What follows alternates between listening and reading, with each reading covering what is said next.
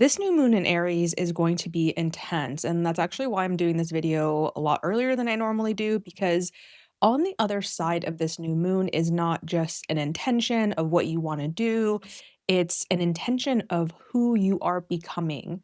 This is a complete dissolution and restructuring of your identity at its core level, because Aries is the first breath. It is I am before any other labels get attached onto it. So this is really changing you from your core. And I gotta be honest with you, this energy is feeling quite intense. It's feeling quite abrasive, slightly aggressive. And as the month goes on, as I mentioned in my April energy forecast video, as the month goes on, we're going to have more and more planets in Aries. And as you will see when I pull up the astrology chart, all of the planets that are piled up in Aries on April 17th when we have this new moon. Aries is not soft energy, it is pure yang, it is fire, and it is the first fire sign. So it is just pure fire. A lot of the things that I talked about in my April energy forecast video still apply to this new moon, but there's a lot to get into here today. This is a really pivotal month, and I don't say that often. This month is full of momentum. It is full of fire. The energy that I'm getting from this is not, I don't like using dualistic words like easy and hard and but sometimes it's just the way it is, and it doesn't feel easy, and it's going to take a lot of awareness in order for us to be able to get the gold that is being offered to us.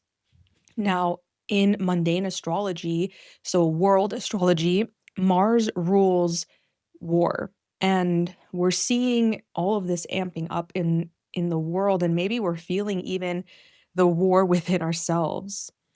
This energy that something needs to be done, something is calling towards us, but we don't feel ready.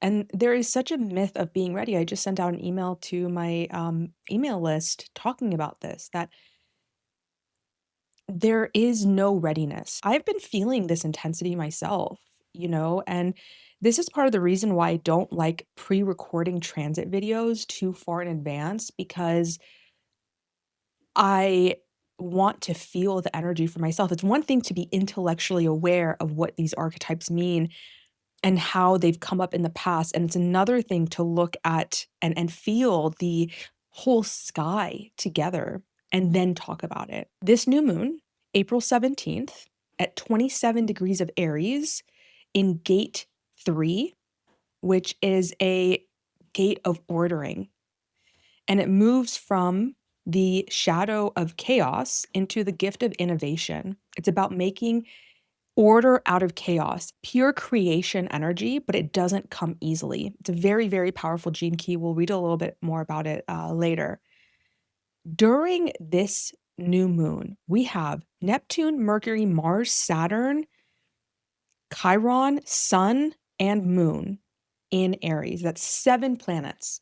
Now, if you remember last month in March, we talked about how we had this massive pileup of Pisces in the sky and what that meant, right? I talked about it being the grief before the shift, and I said, feel this, because what's coming next month is not going to give you as much opportunity to feel. And the momentum is wanting to push you towards something.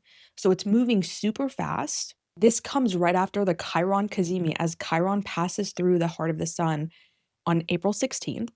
And then after this, we have a Mercury, Mars, Saturn conjunction from the 18th to the 20th. So right now, as you're watching this video, if you're watching this video before the new moon, if you're feeling the intensity or you're watching it externally, this is like April light. During this new moon, this is where we can really start seeing the new beginning. Now, when I say that, I'm not saying you're going to see the outcome of the new beginning. This is why that whole myth of being ready is going to, really kick us in the butt, because Aries is initiation. It is a spark. So a new beginning emerges, a new idea emerges, and we're being asked to move with it rather than think, well, where is this going to lead? Well, I would just like waste my time. And it's like, no, is this an aligned decision towards growth, towards my evolutionary path? And have I passed it through the body? Have I discovered if it's a true desire? I made a video about that called The Desire Trap, distinguishing fantasy from desire. Is this a true desire? And so it's not just movement for the sake of movement, it's moving towards something that is aligned for us where we are right now. You're going to have to take a risk because you can't see the other side of this. This is just a beginning, a spark. That is all Gene Key 3 is about as well. Being so devoted to the process that you keep failing until success is reached because you're devoted to the process. This is the whole thing about creativity as well. You know, people get really stuck. I work with a lot of people, which by the way, my one-on-one sessions are officially closed. I have booked all the spaces and I am not doing one-on-ones until further notice. So at least for a few months. So group programs are going to be the best way to work with me if you've been wanting to work with me. I might do some workshops here and there. I haven't really decided that yet, but group programs for sure, because they're so transformational and so amazing for the community aspect. This is I work with people all the time who come to me and they're like, "Oh, I wanna do this thing." And I'm like, "Well, why aren't you doing it?" They're like, "Well, I just don't know if it's gonna be worth it." And it's like, well, then you might wanna consider if you actually really wanna do that thing, right? Or if this is a fear talking right now, because creativity and art, it's a process. It's a devotion to a process. And you could say this about life because creativity is just a part of life. If you're not devoted to the process of life, then you're always going to be reaching for something else. You're always going to be reaching for the next thing to fulfill something that is a deeply unmet emotional need. And it never gets fulfilled. Trust me, I tried. Trust me, I tried. I tried too. Yeah, you know what? Without further ado, let's look at the chart and see what is going on. So this is the astrology chart for the Aries new moon, April 27th. I'm sorry, April 17th at 27 degrees of Aries. As I mentioned, all of these planets in Aries. The moon in Aries, the ruler of that moon in Aries, Saturn in Aries. Saturn in Aries is in his fall, and it's often said to be the most difficult position for Saturn. Now, I personally like my Saturn with some grit, and Saturn in Aries has that grit. Is this a more abrasive energy? Yes, but I think Saturn and Mars have more in common than we talk about. I mean, Mars is exalted in Capricorn. The reason why Saturn doesn't do well here, other than the actual astrological reason, which is because it's exalted in Libra, is that Saturn is a grandfather. Aries is a baby. So you've essentially made this grandfather have a conversation with a baby for like 2.5, 3 years till 2028. But he's already been in Aries since last year on and off. So this grandpa gets frustrated because the grandpa is wise. He's trying to guide the baby. He's like, wait, I want to go here. And wait, I want to go there. Man, it's like very impulsive energy. And Saturn is like, dude, what are you doing? This is why movement for the sake of movement is not what we're being asked to do. And how do we distinguish real movement, aligned movement with movement for the sake of movement? We have to slow it down. We have to slow it down. And the energy right now does not want to slow it down. In my program, Creative Rewilding, we have three on top of like the weekly sessions, the live sessions and teachings, we have creative co-working sessions. And during those, I will be like stepping in halfway mark to do a little somatic check-in. Because in my last video, April Energy Forecast, I talked about how the archetype of Aries, as it relates to the nervous system, has to do with sympathetic activation, which is, when we're about to fight or flight from a bear, right? But nowadays it's happening all the time, just because we're under so much stress, especially if you're a sensitive person, you have a sensitive nervous system like me. That means that it's the energy of go. Our bodies are saying, let's go, let's go, let's go. And we have to consciously slow that down and be like, where am I going? You know? Like, why am I doing this? And is this aligned? Because a lot of what we avoid, even in creativity, and this is something that's come up in my own life and my work, is partially because we are in a state that is too high. We're outside of the regulation window of our nervous system, and then we wonder why we don't do those things, right? So, like, if we are working on a project and we are 10 out of 10, well, our nervous system is associating that with danger. We also don't want to be 0 out of 10 because then we're not involved. So how do we get engaged in a way that with something that we love that doesn't say threat, but also has enough engagement? This is what Aries season is showing us right now. Now, if we look at some of the aspects that we have here, really the biggest one is Pluto sextiling Neptune, Mercury, Mars, Saturn. This energy, though, does not feel beautiful. This energy feels harsh. Saturn in Aries feels harsh.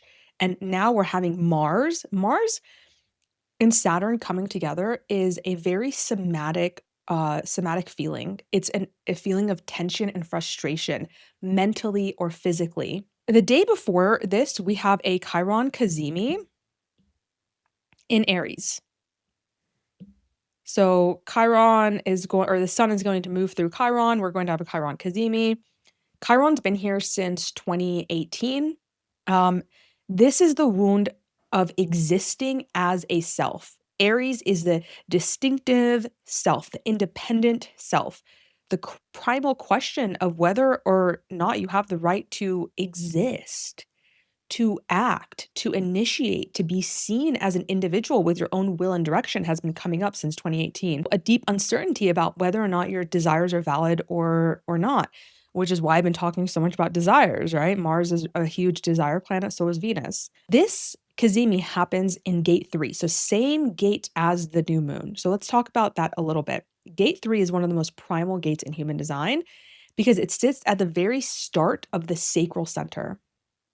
And it carries the energy of ordering chaos into form.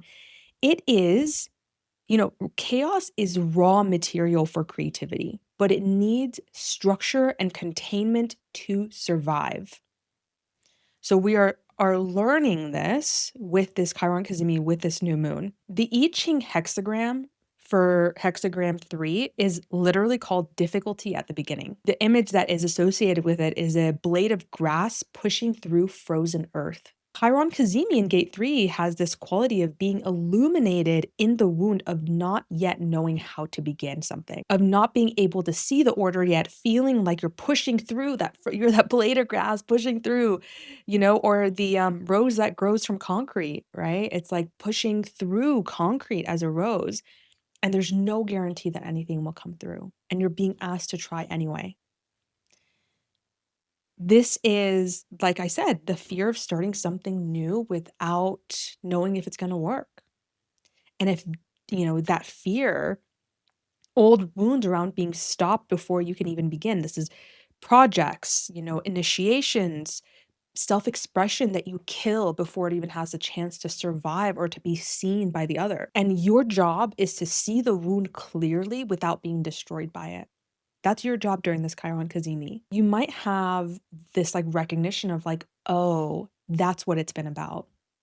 That's what it's been about. This wounding I have around who I am, my right to exist and to move through. And when we talk about the Sabian symbol, you'll see this new moon.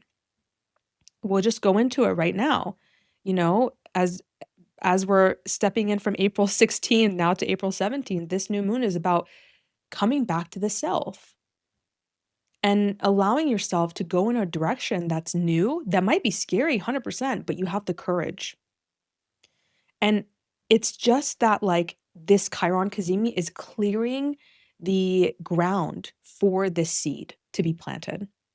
Not, once again, the seed of, oh, I'm going to do this thing. I am becoming a person who does these things. Okay, so now let's get deeper into the new moon. This is an insane stellium. This cannot be overstated, okay? Everything is being funneled through right now. All of those archetypes of those planets is being funneled through a sign about emergence, right? Creation at the very beginning. In gate 3, chaos, being born into form. Neptune's presence here is also worth noting because Neptune dissolves. And Neptune is not in gate 3. He's still in gate 25 because he moves really slowly. He's going to be here till 2039. So we'll have him for a while. And that's the gate of universal love. That's a gate of acceptance. But every planet that goes through Aries is getting dissolved by him and then getting restructured by Saturn, right? What Neptune offers us is that the old stories that we've created, that we've had about who we are, about our self-concept, they're becoming more permeable. We're being able to see them because of that. I need you to look at where you have Aries in your chart, any planets that you have in really any part of Aries, because the whole sign is being activated. Of course, for this new moon, anything around like 24 to 29 degrees of Aries is going to be the most activated. By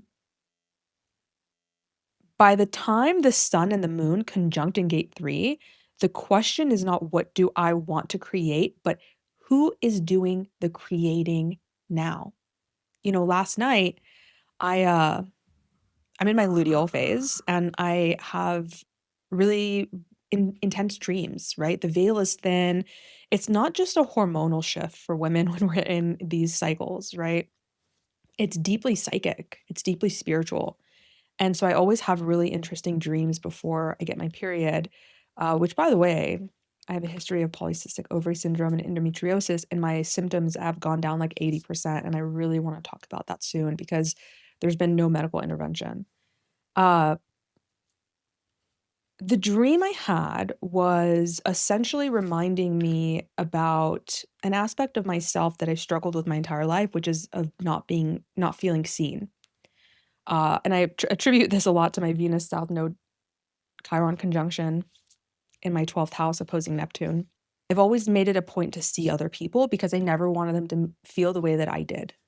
And I would always hang out with people that no one else wanted to hang out with. I would spend recess and, other times in between classes with people who, had disabilities or just didn't have a lot of friends. And that was always really important to me because even though I on the outside looked like, oh, very popular or whatever, I always felt deeply unseen. I've always felt like slightly detached in relationships. Like I can be in a room and I'm always, even when I'm fully engaged in it, I'm always kind of observing, which is what makes me really good at my job, working with people, because I can immerse myself in the other without losing perspective of the bigger picture. But in personal life, it can be difficult, right? And so when I woke up this morning, I was noticing that there is like this sense of grief around this after this dream kind of evoked this, and I got ready to make this video, and I picked up this pendant, and this is given from at least my great grandmother to my grandmother, who gave it to my mom, and it was passed down when that person had a kid, and I didn't have a kid, but my mom just recently gave it to me, and I'm not Muslim, my grandmother was, and she passed away recently. And so this is actually from the Quran, and it's a protective amulet. And so I looked into what it actually meant, and it is, I'll read it in English, of course, because I don't know Arabic. I speak Farsi as well, but it says, Allah is the best protector, and he is the most merciful of the merciful. And it comes at a point in the Quran, and I'm, once again, not a authority on this, so please feel free to correct me. But it comes when there is a prophet, Yaqub, or Jacob. His brothers wanted to take his son Benjamin to go to Egypt, but they had previously betrayed him around his other son. I think that was Yusuf. And when he goes to give his son away anyway, he says this, essentially saying that in times of fear and uncertainty and not feeling trust, I put it in the hands of Allah. And whether or not you're religious, I'm not religious myself, it's a reminder that we can't control the outcome. Can we trust even if we've been hurt? Can we trust even if we're not sure if it's going to work out? This Amulet reminded me that I am held by my ancestors, I am held by something bigger, and maybe it might bring some consolation in your personal life or looking out into the collective and recognizing that there is always something beyond what we know, but beyond what we can see that we can be held by. And so, can we rest in that and know that that is not our job? Our job is to continue living and doing the best we can and taking care of ourselves and taking care of the people we love. It's not to make sure that the outcome is okay, that everything is okay all the time, and to save the world, right? There's something bigger than us at play here. So, this new moon really is not the fresh start in the way that we usually talk about fresh starts. When we talk about a fresh start, we kind of assume the continuity of an old self doing the fresh start. And this fresh start is more like the self that was stopping your new beginning finally steps aside and a new self comes in. And this is where Saturn really helps us with that containment.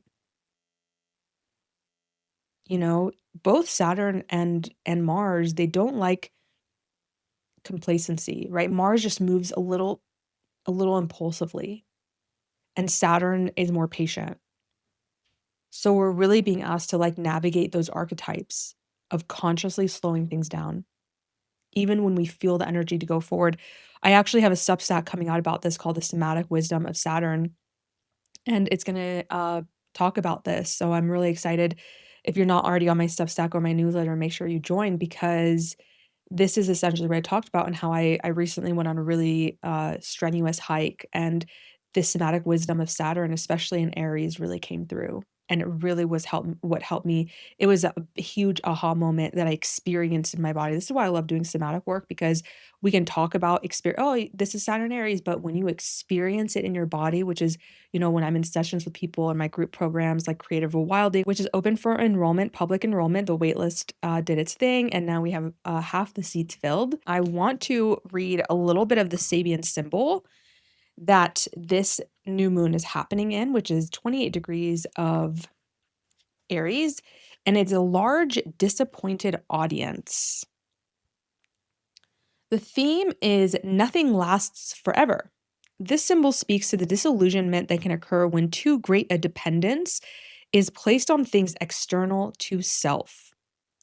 The image of a large disappointed audience alludes to an expectation that wasn't met, as when something is being enjoyed ends prematurely, or when something that is anticipated or expected to occur fails to materialize. This is one of the images that Mark Jones described as reverse symbolism, or as carrying a negative connotation.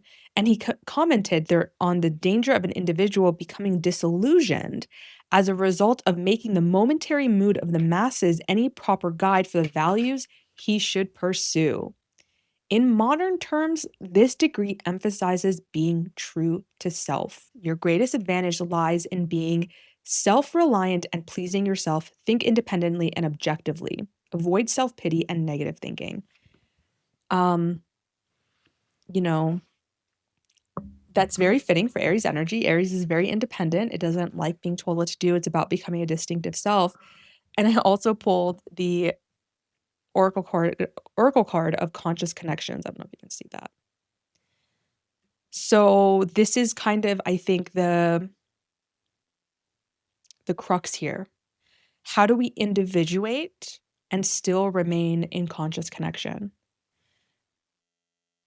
One of the things that came up for me when I was thinking about this amulet and feeling the grief of, all of the all of the times where I've just felt lonely in a lot of ways, even when I have people around me, was number one, that I'm held by something bigger. And number two, like this is why art is so important to me and creativity, because it's in poetry and in books and in music that I feel the least lonely in my life.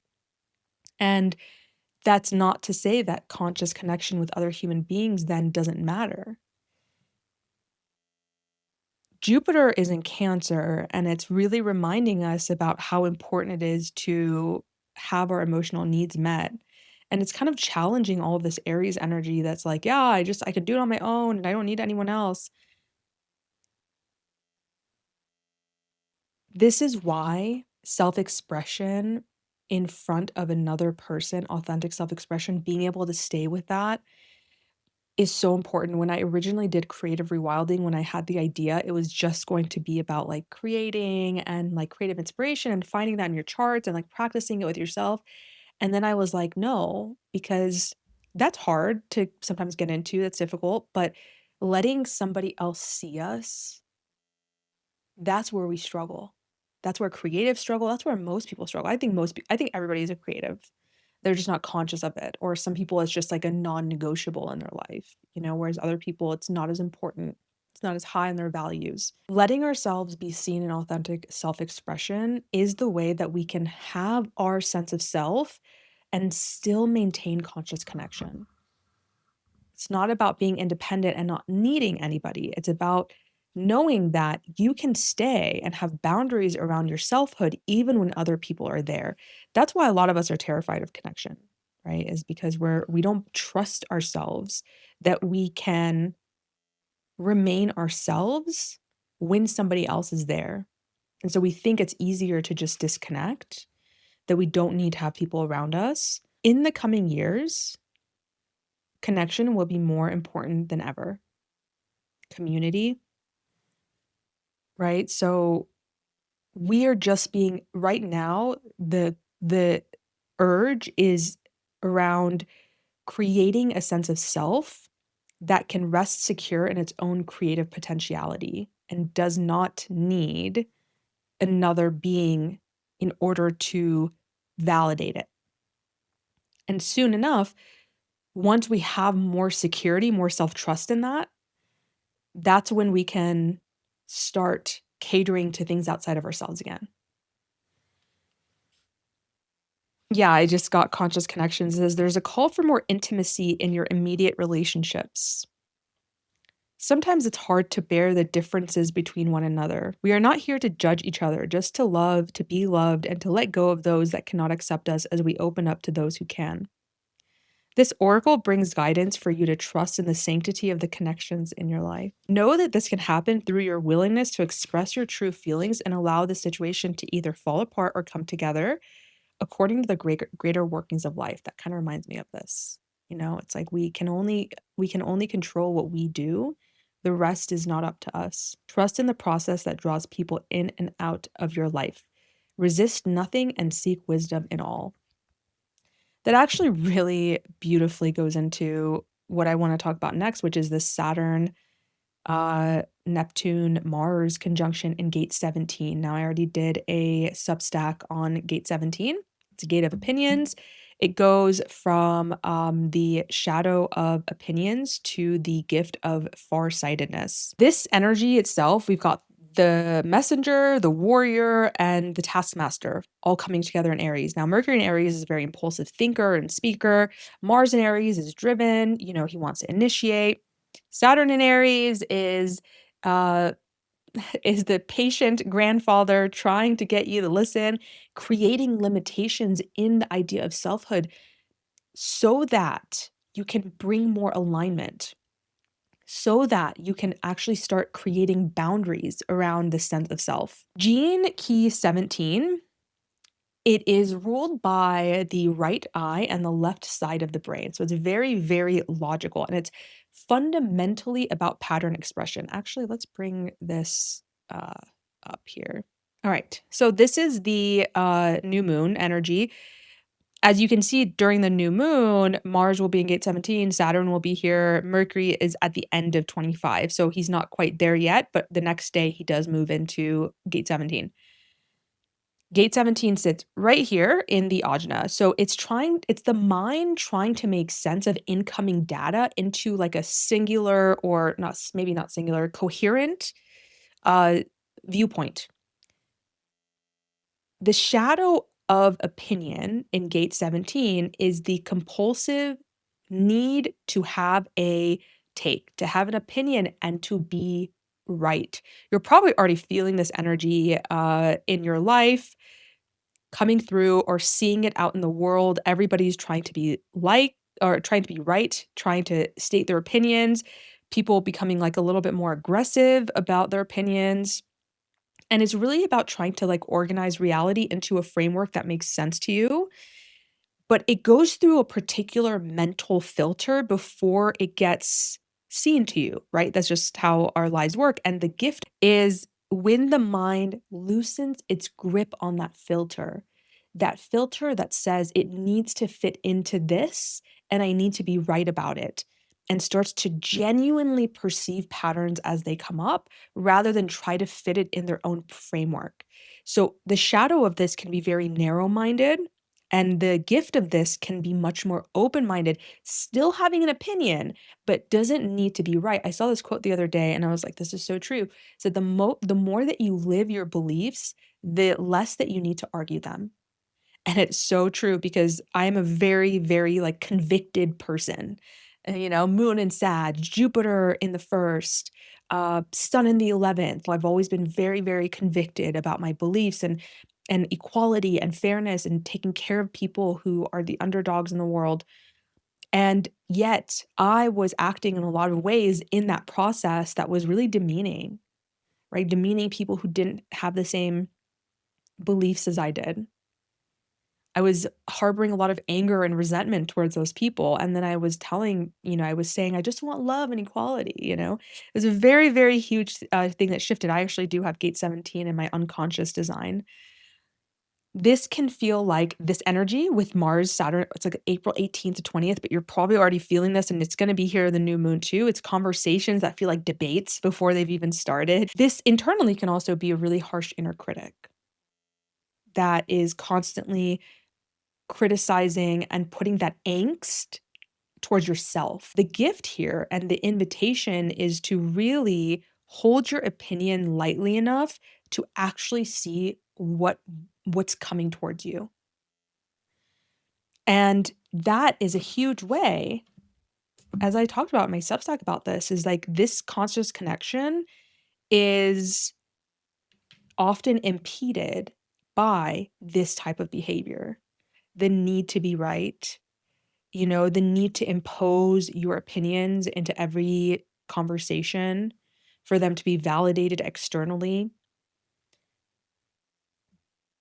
With Saturn here, it really is about cultivating more patience in our mental frameworks, uh, allowing the mind to reach a conclusion before saying something, or letting things remain open, not needing them to be resolved, channeling that mental drive into genuine curiosity, choosing when to speak and not to speak, and why am I speaking?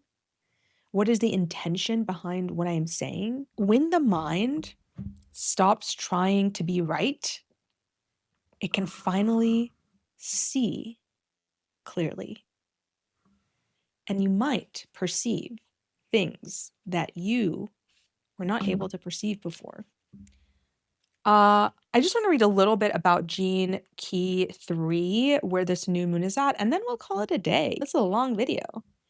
And it's been a long time since I've done a really long deep dive, and I just felt really called to do it today. Because I felt a lot of things this morning, and combined with the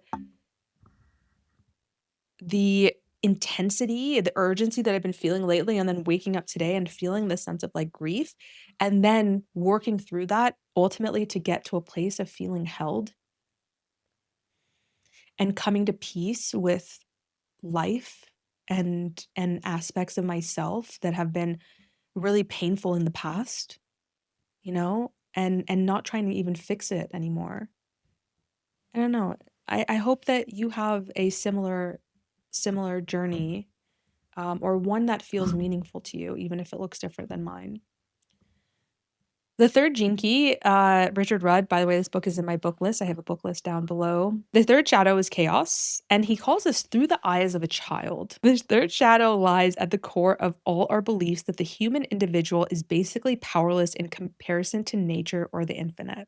The original Chinese name for this third hexagram of the I Ching is an unusual expression that is traditionally translated as difficulty at the beginning. This is a profound insight because chaos is about beginnings. What does all of this really mean, and how does it affect you in your daily life? One answer lies in the polarity of the shadow, the 50th shadow of corruption. It means that you are only trapped by your own thinking. The wider you open yourself to the chasm, the more you will realize that there never was any chaos. It was all simply the difficulty at the beginning. The third gift teaches us something wonderful about synthesis, which has to do with another often overlooked human gift, the gift of play. If you truly want to see the genius of an innovation, you only have to watch a young child at play. When seen through the eyes of the third shadow, children appear to create nothing but chaos. But to the higher eyes of the third gift, a child is a living expression of genius. What a beautiful way to end it. How we began about the creative process and letting it be fun. And noting that if you're not having fun, how do you make it fun? If I had to really just say one thing here is consciously coming back to the awareness of your body and noticing when you are underactivated, when you are overactivated. Last night, I really wanted to do this video. I had a really interesting day yesterday, and I really want to do this video. And I was like, you know what? Before I do it, let me lay down for 5 minutes and just see if this is coming from that, like, sympathetic overdrive, or if I truly wanna do this video. And I laid down for 5 minutes and I was like, "Oh my god, I am exhausted. I do not wanna do this video." And how often we live our lives in that sympathetic, urgent state, thinking that, like, "Oh, I just need to get this thing done and have the energy for it," but our bodies are screaming. They're like, "Bro, no, I just thought there was a lion chasing you all day today because it was so stressful." So I'm, like, pumping your body with all this blood and, doing all these things to keep you going. And then when you slow it down and you tell your body, like, hold on, if you didn't think that a bear was chasing me, what would you want to do right now? And mine was like, I want to rest. I was like, all right, we'll do another day. So honor that, honor those voices, honor those silent pauses where you come back to your body and create safety before you make a move. That's really where the wisdom is in here, the intelligence, everything that you need, and my job is always to lead you back there. If you're wanting to work with these themes deeper and through the body with somatics, understanding not just what all of this things about creativity means, but what it shows up as in the body, working with that resistance, working with the fear, working with all of the things that come up when we're expressing ourselves and, allowing people to see us in that expression, creative rewilding is going to be doing just that. Enrollment is open. I'll have the link down below. And thanks so much for being here. I'll see you next time.